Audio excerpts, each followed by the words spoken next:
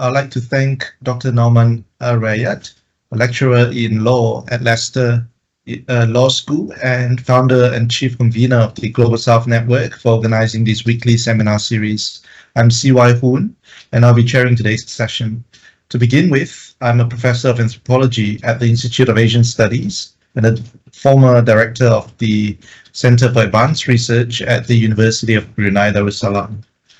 I've also served as a visiting senior fellow at the Institute of Southeast Asian Studies, Ishak Institute in Singapore, and as an adjunct research fellow at the University of Western Australia, where I earned my PhD with distinction in 2007.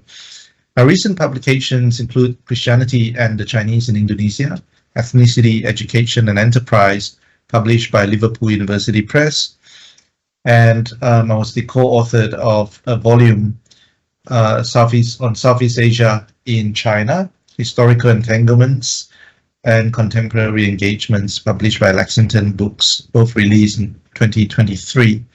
I'm joined by one discussant and one peer commentator.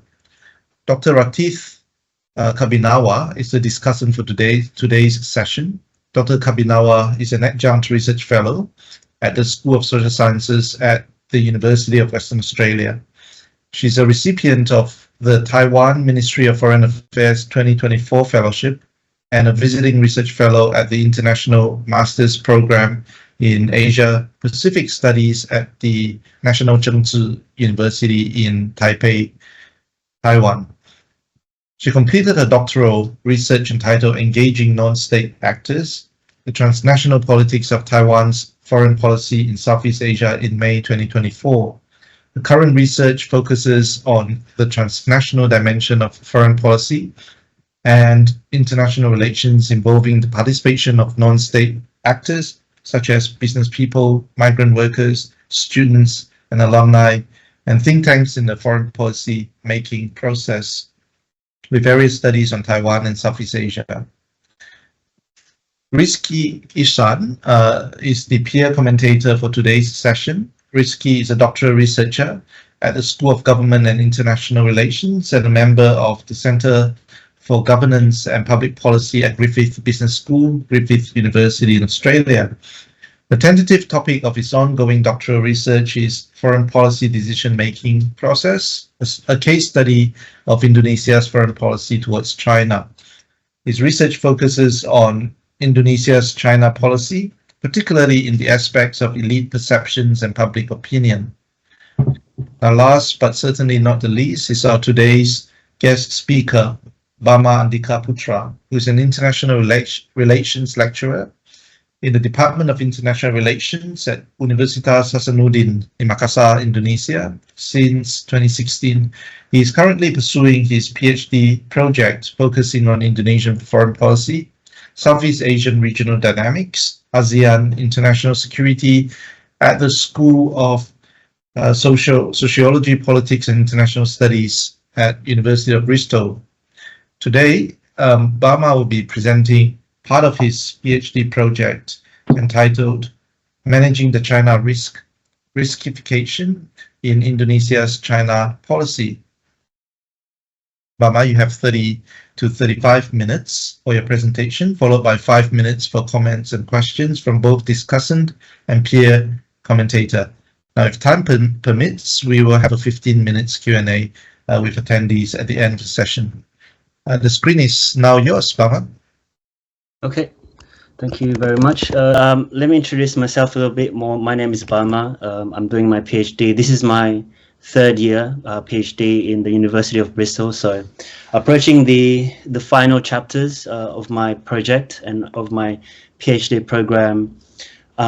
So what I hope from this GSN today is to have more insights towards the possible criticisms, areas where I can improve at the final stages of this PhD program. So thank you so much for everyone that has taken the time to share together about this presentation and this research. So this research mainly focuses about Indonesia's China policy It's about the riskification of Indonesia's China policy, a reinterpretation of how Indonesia perceives China's rise in the region of the Indo-Pacific, but more focused towards Indonesia's foreign policy itself.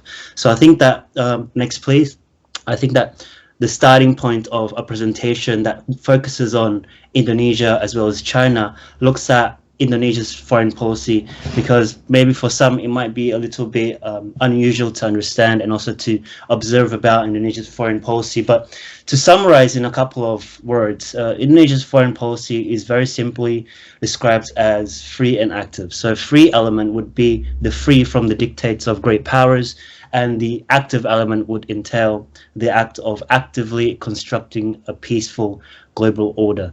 So that has been adopted for decades, and it continues to be adopted by current presidencies, whether it's in the form of Joko Widodo or in Prabowo Subianto, the more recent one.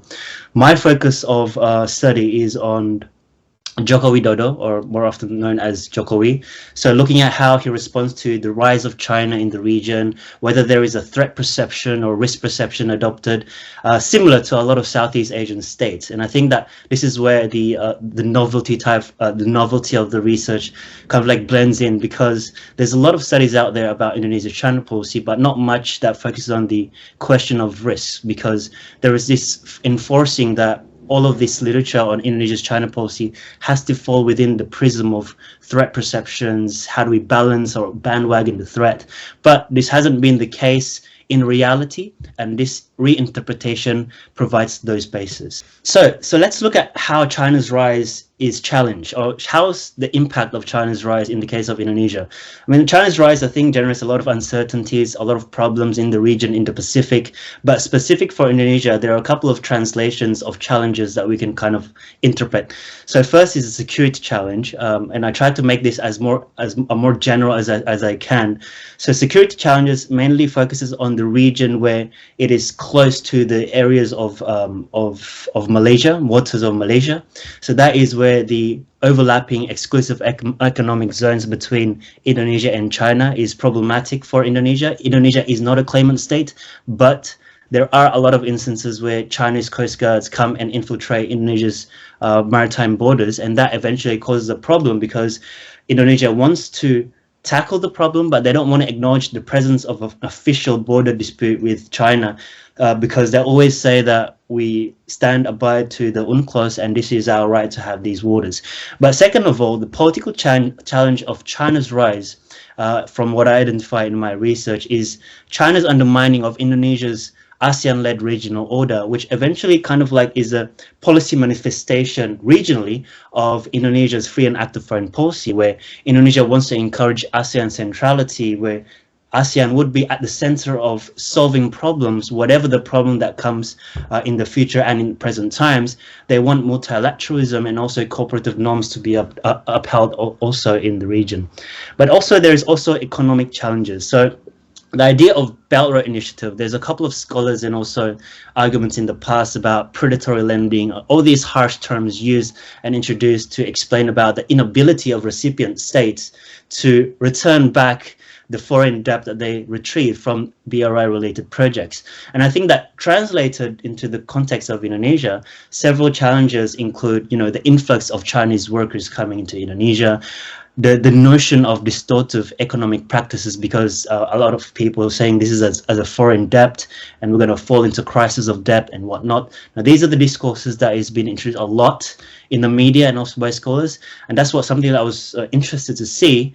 How is it in reality, or in my specific case of risk perceptions, is it true, not true, or somewhere in between? So having understand the problem of China, it comes to the understanding of where the research is situated. So let's just try to say the simple way of concluding this is that some would say that Indonesia's China policy is perceived in a lens of threats, and one other would be in a lens of risks. So in a threat, their expectation is that these scholars believe that, China poses a threat for Indonesia.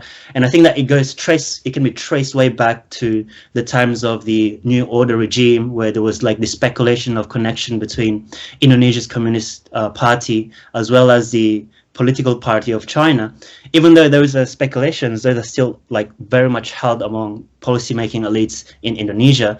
So eventually, because of these kind of like foundations, there's this idea and discourse that China's rise poses a threat for Indonesia, and the expectation is that Indonesia needs to balance that particular threat or bandwagon to counter that particular threat. But there's also another notion, there's like this body of literature that focuses on Indonesia's China policy is not threat, but risk-based. So risk-based is kind of like can be attributed to the hedging literature. So hedging, for those unaware, is the kind of like the third alignment option in between balancing and bandwagoning, where you don't have to choose sides. You can be kind of like leaning to one particular great power in issues of security and lean to the other in aspects of economics, for example. And I think that a lot of the scholars in Southeast Asian studies have argued this, that this risk perception shows that Southeast Asia cannot be translated as adopting a black or white type of paradigm when it comes to China. They want to do a little bit of everything, a little bit in the middle in this case. So that's where hedging comes into play.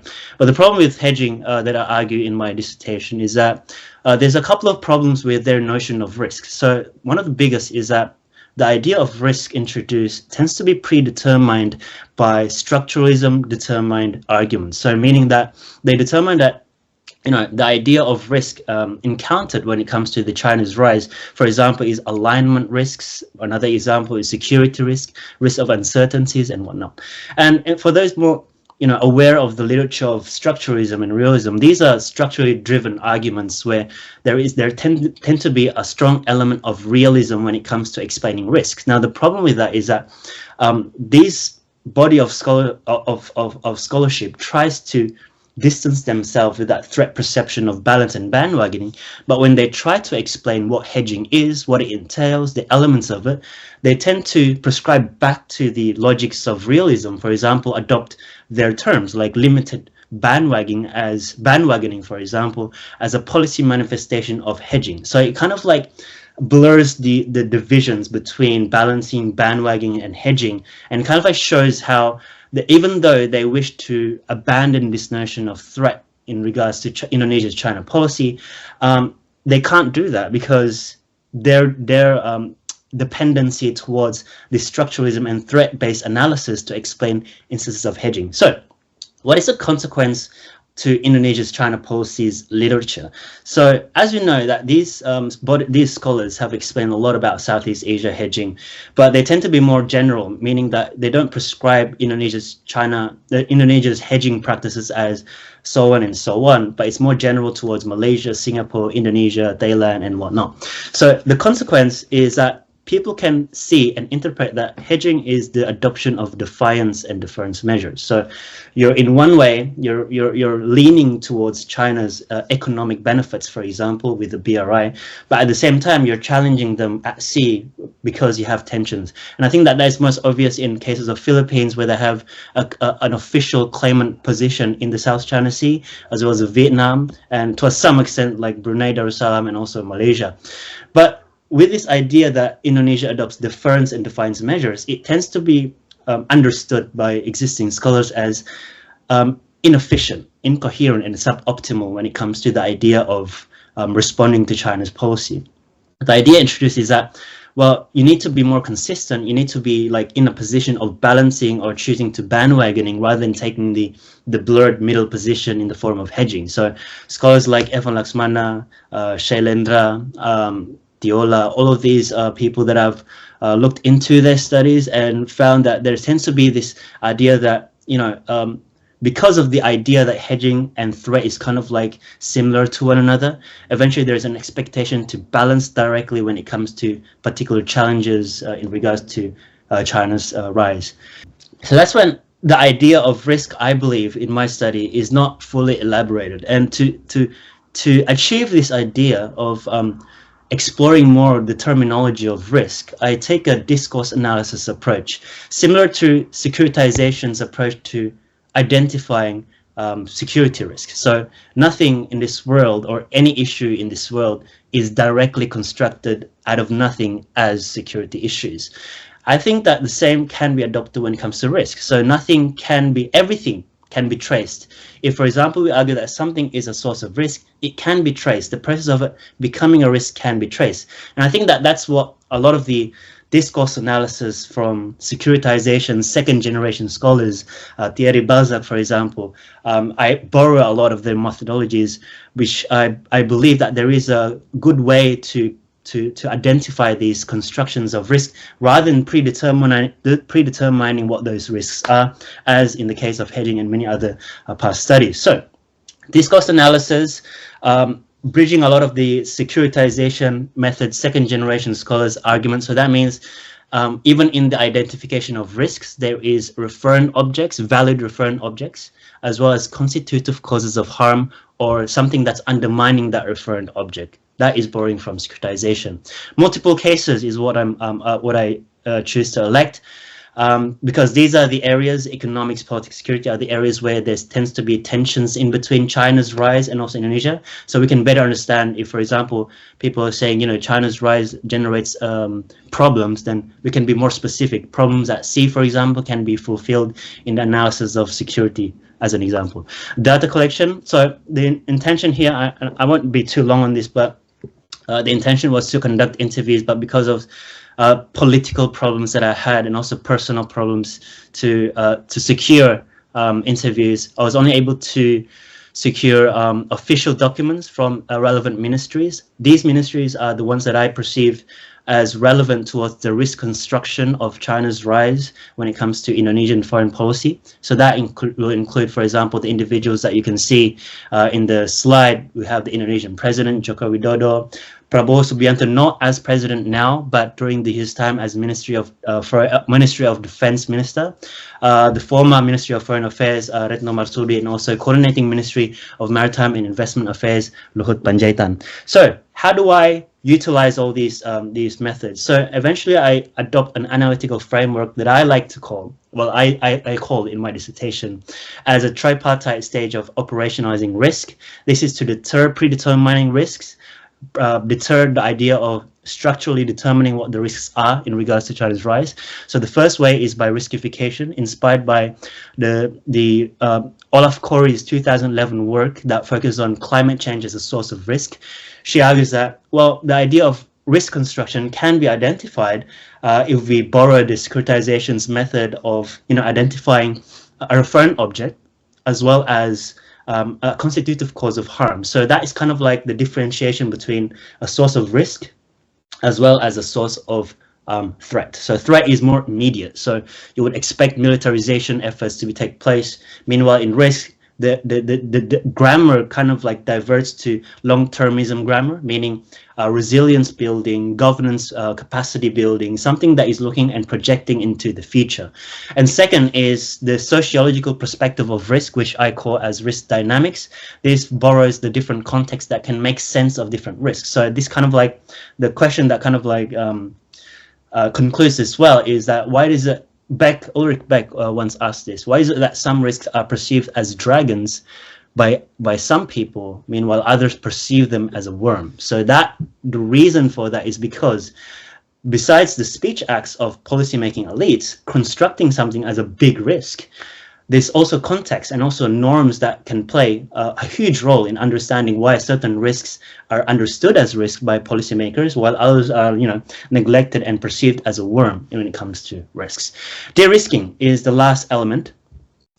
De-risking is a policy manifestation of risk. So rather than concluding that, because of hedging, Indonesia hedges towards China, deference and defiance measures are taken, de-risking stages risk at the present. So it means that we don't know what will happen in the future. We're just kind of like looking at the possibilities, different possibilities of future scenarios. That's why in the idea of de-risking is you know that there's going to be a potential risk, but the solution is by taking action in the present times to counter the possible realization of those possible harms that may happen in the future.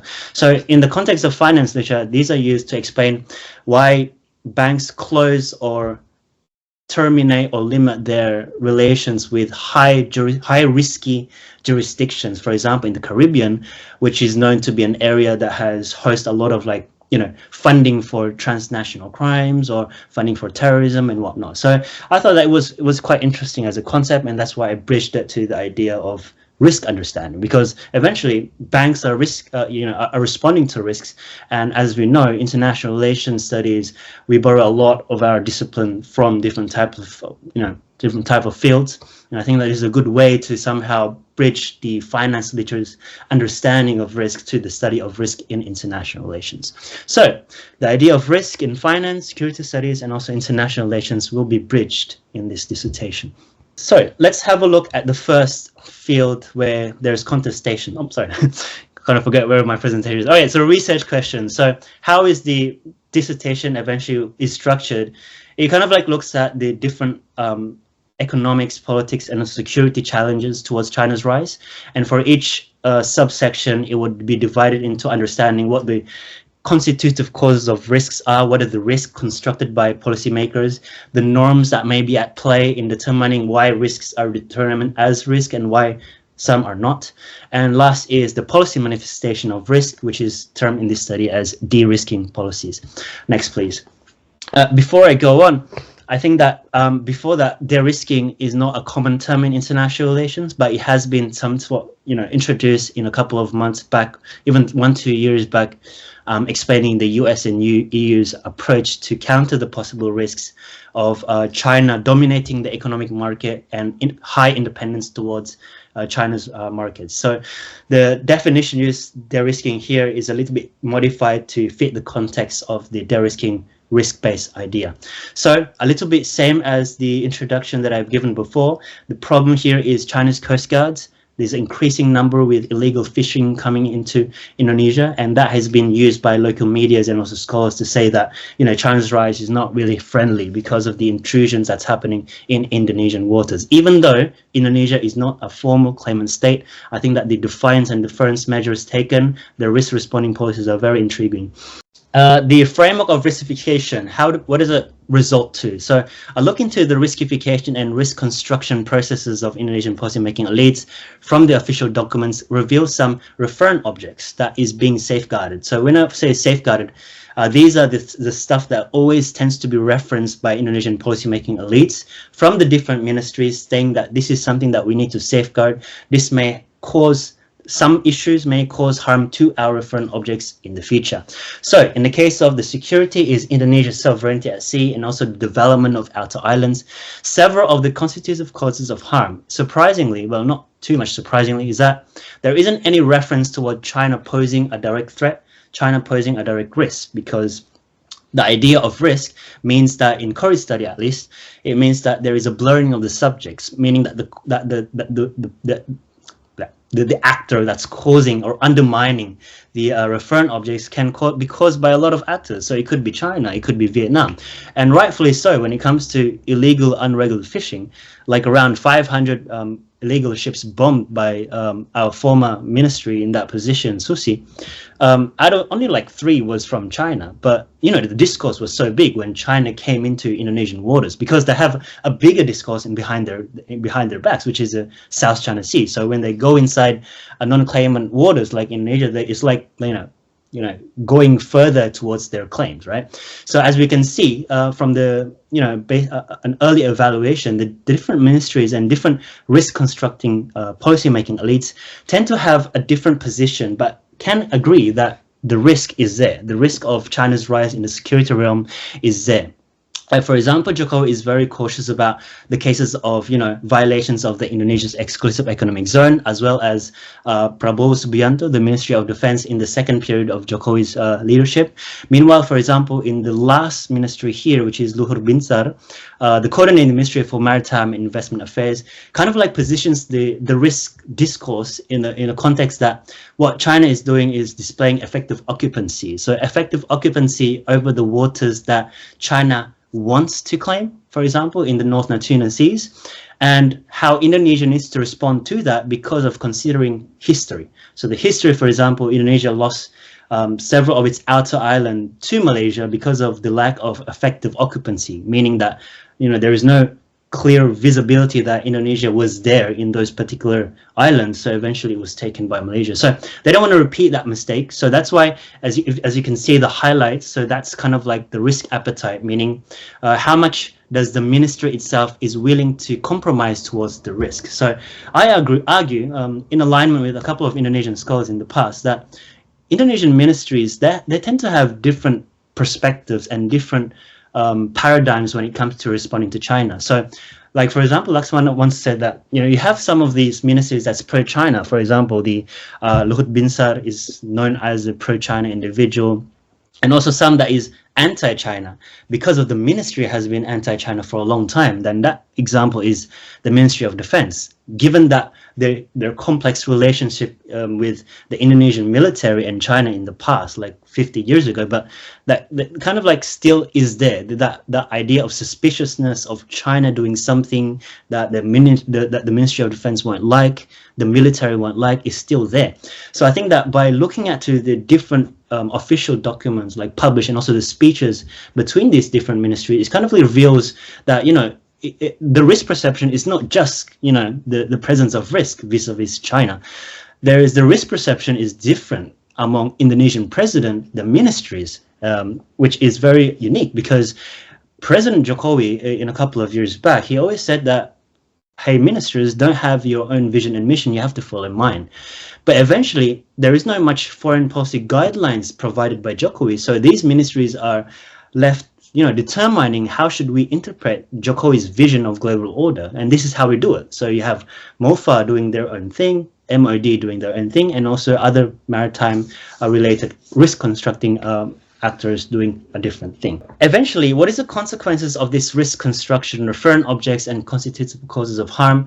So we see a couple of de-risking as policy manifestations to secure the resilience of Indonesia's referent objects. So similar to the idea of securitization, you got something that is being undermined, that is being threatened. Even in the risk logic, you have something that is being undermined in terms of risk. So these risk responding actors in the form of President Jokowi, as well as Prabowo Subianto during his time as Minister of Defense, and Luhut, they take different approaches to increase the resilience of Indonesia's referent objects in order to counter the constitutive causes of harm in the future. Meaning, or translation is to counter the possible harms, because they still don't really know what will happen with China's rise, what are the consequences of China's rise.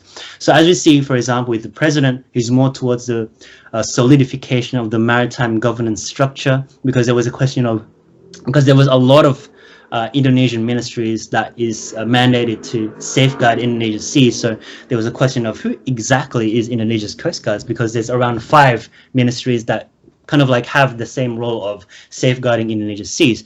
And Jokowi wanted to end all of that debate and inaugurated the Indonesian Coast Guards to the Indonesian Maritime Security Agency. So that was one of his first moves to synergize Indonesian water patrols. For the MOD, the Ministry of Defense, during Ria Kudu's time and also Prabowo's time, there wasn't a militarization type of response expectedly when it comes to the risk responses. What was seen was more towards fulfilling minimal essential forces in the field of maritime security. That means that so that they can be more prepared when it comes to maritime security concerns, whether it's traditional or non-traditional security crimes. They can eventually be ready when it comes to in different types of intrusions coming inside the Indonesian waters. So there's an element of being more prepared when crisis happens in the future by advancing interoperability of the Indonesian military, air forces, as well as the navies. And the last for Luhut, the coordinating Ministry of Maritime and Investment Affairs, his focus is more on the outer islands, so Natuna Islands. So he believes that the ministry needs to focus on developing the region normally, but of course Indonesian policymakers always stated that we want to focus on the outer islands because they're the most vulnerable and whatnot.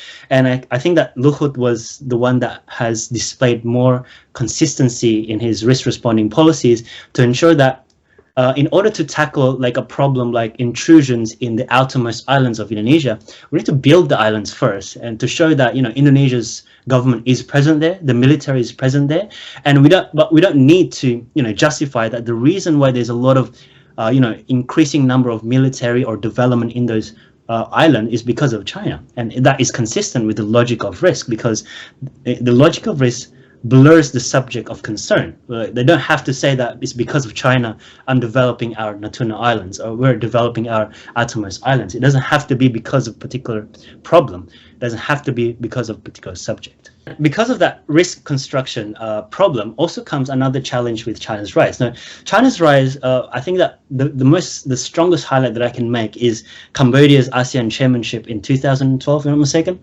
That time where they weren't able to issue a joint communique because several countries, countries like Vietnam and Philippines, wanted to protest the South China Sea through the ASEAN platform, and Cambodia said, no, we're not going to do it. We're not going to do it here. We're going to do it in another platform, which is bilateral means, because ASEAN is not built to be direct when it comes to the idea of crisis and disputes.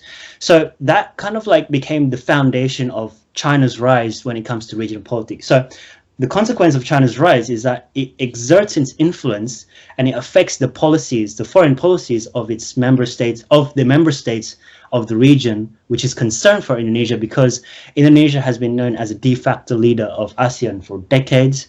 They were a pioneering power when it comes to the TAC, to the ASEAN Political Security Community, the ASEAN Intergovernmental Commission on Human Rights. So a lot of initiatives from Indonesia. So what are the concerns then? How is then China's rise translated when it comes to the regional politics of Indonesia? The riskification of Indonesia towards China's rise when it comes to regional politics is more concerned about the referent objects of Indonesia's led regional order, which is, the values of the bebas, the values of the free and active foreign policy, the regional strategic trust, and also the stability of the Indo-Pacific region. So these are the terminologies, the discourses that oftentimes are introduced by the policymaking elites related to this field, which is Indonesian president as well as the Ministry of Foreign Affairs. So what then are the issues that have constitutive causes of harm towards that is trust deficits, great power influence in regional of ASEAN. So this includes, for example, the US and China great power rivalry in the region, as well as how this translates to trust deficits in the region of the Indo-Pacific. So Indonesia, through the policymaking elites, are very careful not to point the finger on, well, China is the reason why there's strategic trust. Never said that. The reason is because they don't want to be all out too direct that China is the only challenge. They always frame it in a way that there's a lot of different challenges that we face. China is one of them. So US is also one of them. The Indo-Pacific region and Japan's vision of Indo-Pacific, India's vision of Indo-Pacific, these are all causing strategic distrust. And this is the discourses that is like forefronted by Indonesian policymaking elites to show that the problem of China's rise is not only the China, but the effects is a lot of different other things. And thus there is de-risking policies undertaken, which have taken in the form of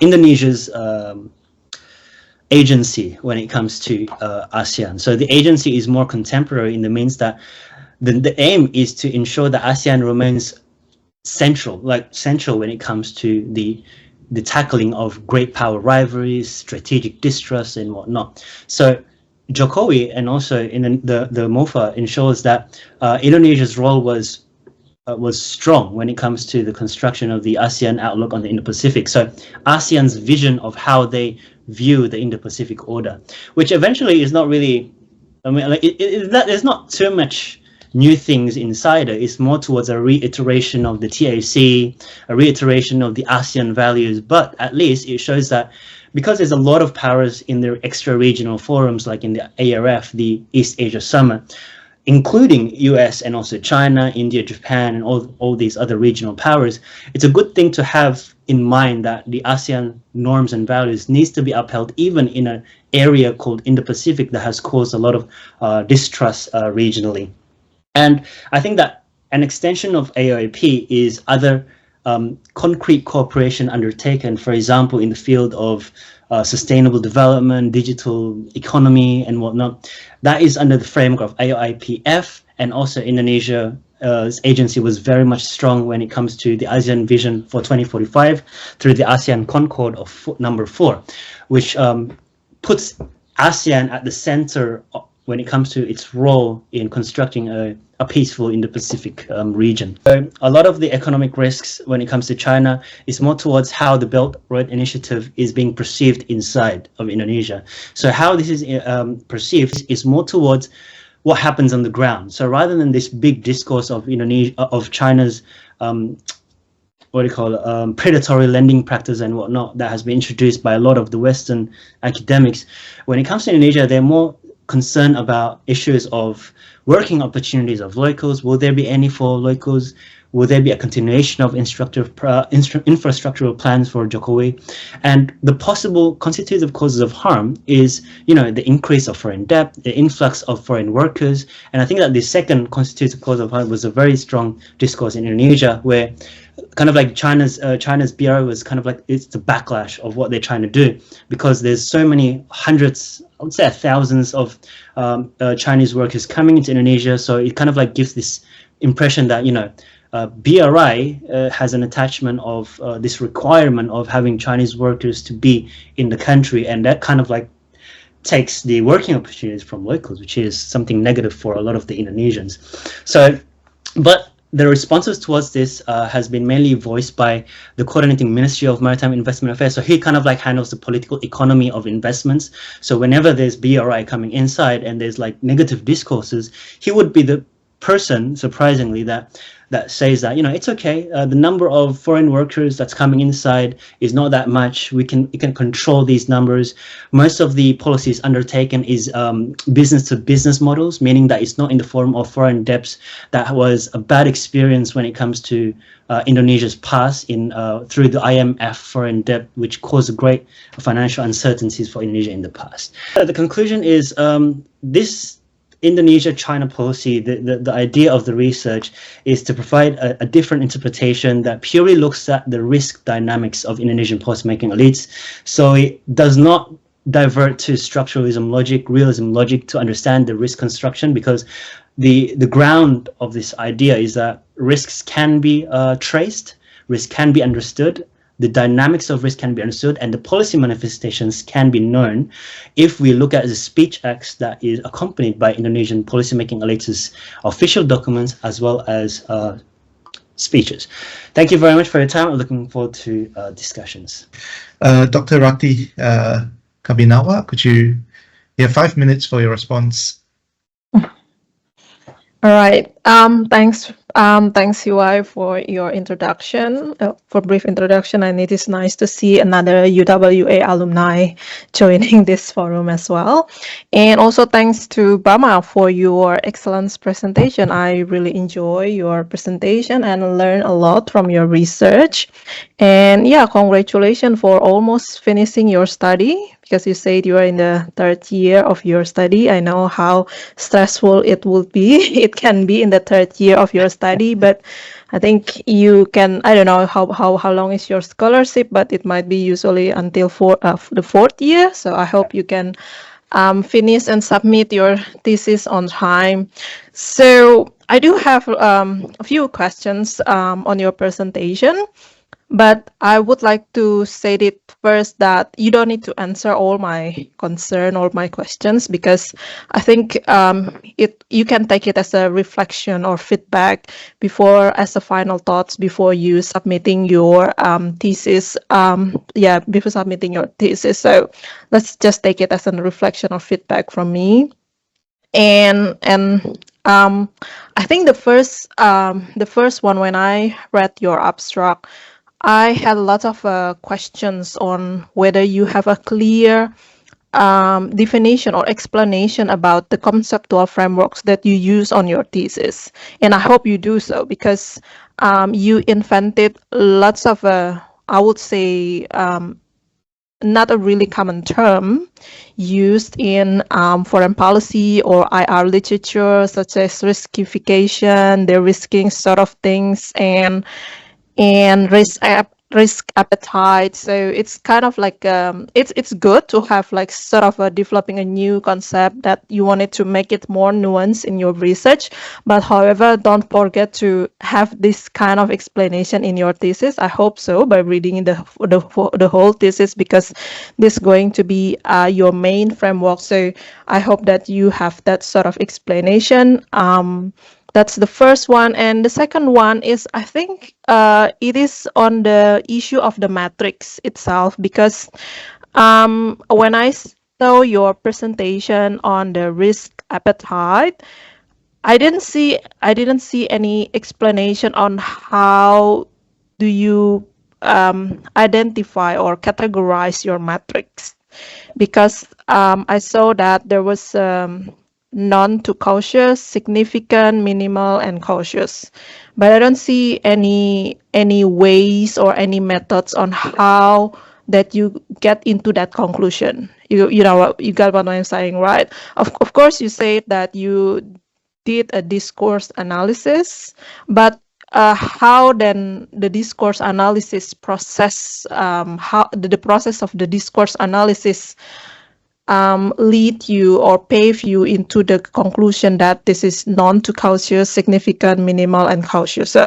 I didn't see that it very clear from which statement or from which word that is actually clearly seeing the non to cautious and significant. So the matrix needs to be clearer in this regard. So the last one is that how do you take the role of external actors? And when we talk about external actors, it then relate to the level of analysis that you use in your thesis. Because as you know, when we talk about China, it's hard not to talk about the US rising and also US engagement in with Indonesia. So how do you take the factor of external actors and that relate to the level analysis? And the last one that I would like to see is that you have three case studies, right? Three discussion that you presented to us, and how do you define that three case studies or presentation based on what sort of a justification that you use them? And the very last one, I really hope, because this research focus on risk perception among policymakers, elites, policymakers. I do not know whether in the future you would like to apply this sort of a concept into a broader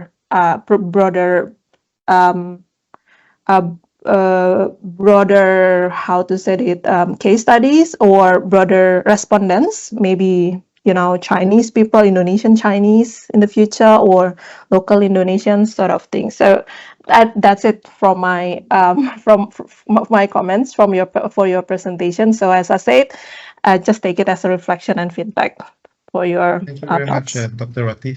Very substantial comments. Mas Rizky, you have 5 minutes. Thank you. Thank you for your kind introduction, Professor. It's very nice to be here, and thank you, Bama, for your presentation. I'm particularly interested in your topic and how you frame the significance of Indonesia-China policy in the Asia Pacific, because I myself also took that as a thesis topic, and I know how pretty challenging it is to examine this kind of study. I just like to offer a few brief comments and questions that I hope will support the development of your thesis going forward. So the first one, from my what I read from your abstract, is that you mentioned something that you note that much of the existing scholarship tends to characterize Indonesia-China policy as ambivalent and or suboptimal, right? So do you see this as a clearly defined problem that requires new conceptual lens, or to justify your your new conceptual model as a justification? For example, what is it? This new concept, riskification, how is it different from hedging, or how is it different from soft balancing, if you say? So what are the the gap that you're trying to address that existing scholarship cannot answer your puzzle just yet? So that's that's the question number one. So number two, I truly appreciate your efforts to bridge, the various approaches from IR, from security studies, and then from to finance offer, framework as the riskification. But I'm just wondering, which field or disciplinary conversation are you primarily aiming to contribute to? Is it like security studies, like Copenhagen School, foreign policy analysis, or I don't know, maybe security studies? Yeah, that's the question number two. And for the last one, I would like to know more about the observable indicators or empirical methods that you're gonna use to measure the risk or de-risking situation from the particular elite. Are you gonna use discourse analysis from each person that you said, like Jokowi, for example, Luhut, or Retno Marsudi?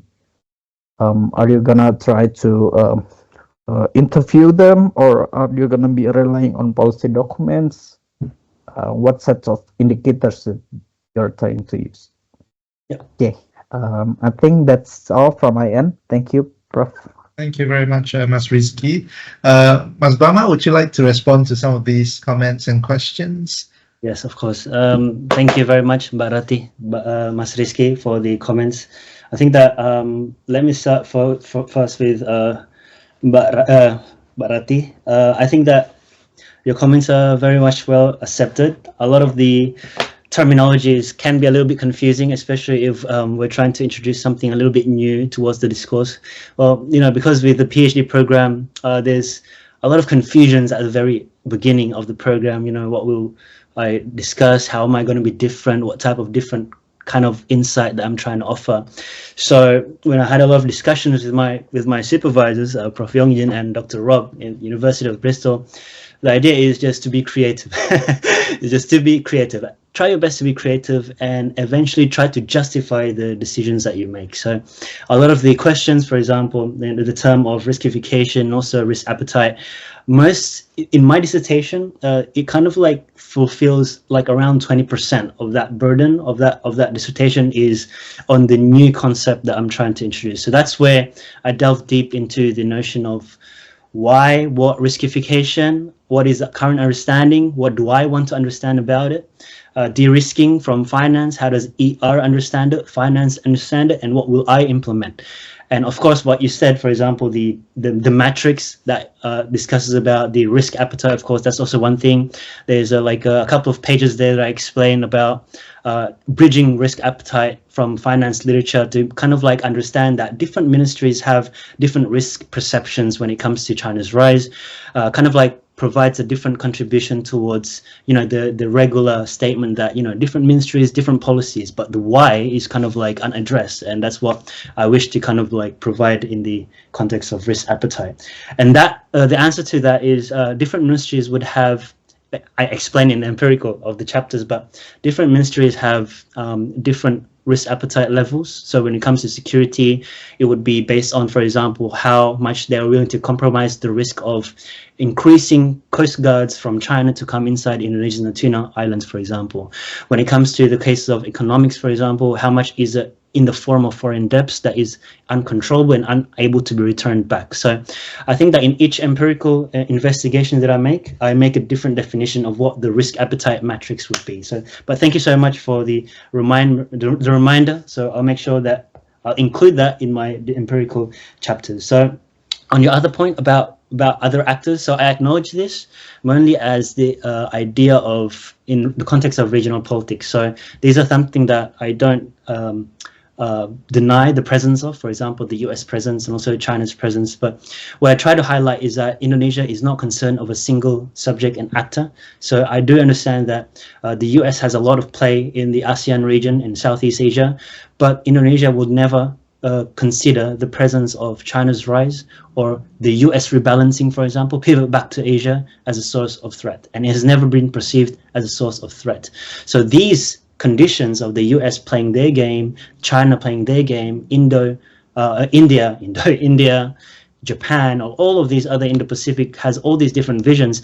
These are the ones that makes, you know, ASEAN's role kind of like blurred at the end of the day. And that's why Indonesia wants to enhance the power of ASEAN in order to be more relevant and have this ASEAN centrality to return back, even though there's a lot of different external actors that come into play. I'm actually still in the dilemma.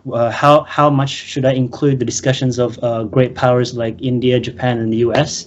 What I'm trying to do is like to balance different number of explanations, looking at how many words I have now and all that. So we'll see. Maybe in the end product, I'll be sure to contact you and explain what type of the external actors that I've included eventually in the regional politics discussion. So. Why 3? Because I think that I explained a lot in the introduction of my dissertation. When the starting point is China's rise. So China's rise causes uncertainty, causes problems and whatnot, but it's translated in different problems. And I choose the fields. Well, it seems a little bit generic at the moment because, you know, economics, politics, security, but these are the fields where there is conflicting interests between Indonesia and China. That's why I wanted to like translate that into the study, because, you know, economics, politics, and security are where, you know, China's rise is problematic within the state. That's why what, you know, the focus of discussion would be. But nevertheless, thank you so much for your opinions. I will make sure to revise and look into my dissertation. Rizky, thank you so much, fellow PhD. PhD. So yeah, I know this is a very tough position for us because, yeah, for me, next year I'll be facing my Viva, so I'll be trying to defend this, so hopefully everything goes well. And thank you very much for your questions. So it kind of like helps me to rethink several of the key questions. So for example, what is it exactly that, you know, I think that is good. I like the questions because it's very simple. What is you trying to contribute? Because, you know, I have this a little bit of a problem where I go a little bit the length of so many different arguments, but I don't go back to the core questions like what is your novelty, what are you trying to contribute to, and whatnot. So I think that based on the conceptual lens, you know, the idea that I'm trying to really contribute towards is what I say in the dissertation is that I'm not trying to tackle hedging. I use hedging's logic as the foundation of my arguments, meaning that I acknowledge that the rise of China generates risks, but I just don't agree with the risks that they determined. So after that, I believe because we're trying to determine what are the risks, what are not the risks, eventually I wanted to introduce a different concept when it comes to understanding risks. And that's where I try to put inside my discussion about when you're trying to understand risk, let's try to bridge, you know, the different fields of studies from finance and security studies and ER to understand what truly is the risk when it comes to China's rise. And let's not presume those risks of alignments, of security, of uncertainty, of great power. That has been the tendency of a lot of the hedging literature. So that's what I do. I hope that is clear. Now, the field of study is basically ER. So the general idea is ER. That's why I say in my study that I'm trying to bridge security studies and also finance into the study of ER. So it's better understand, it's an alternative understanding of how we interpret risk in the case of China's rise. And in the process, I will be borrowing a lot of the logics of the Copenhagen school and also borrowing the logics of finance and whatnot. So it kind of like does blur a little bit what is the field that you're trying to contribute, but eventually it's just normal ER contribution to understanding how alignment works when it comes to Southeast Asian states. And I think the last is, methods? Yeah, methods. So it's discourse analysis. So like I said, a lot of the methods that I use, because it's a discourse analysis, it borrows from securitization's method. So securitization, identifying referent objects, and also the constitutive, valid referent objects, and something that is undermining that particular valid referent object. That's why in the method of securitization that I use is intertextuality and intratextuality.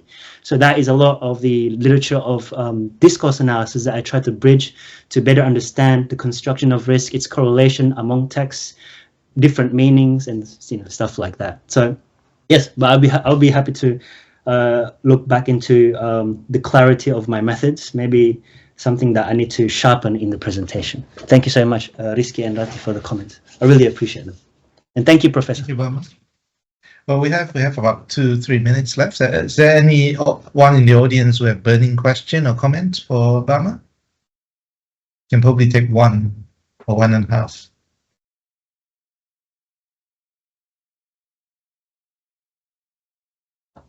No, if not, then I'm going to conclude. Thank you very much, Mas Bama, for a very insightful presentation of your project, which certainly develop our understanding on Indonesia's China policy, a very, very relevant and important topic.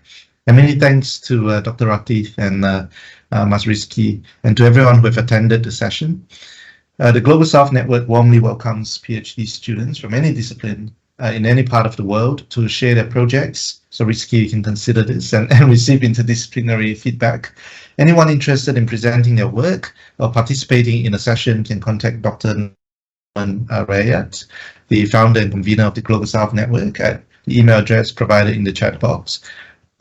Same time next week, let's meet our next guest speaker, Camila Ramos Fuenzalida, a PhD candidate from the School of Government, University of Birmingham, who will present part of their ongoing PhD project titled "When Coordination Problems Explain Partner Selection in Planned Emergency Management Networks" on the 25th of June 2025 from 3 p.m. to 4 p.m. the UK time.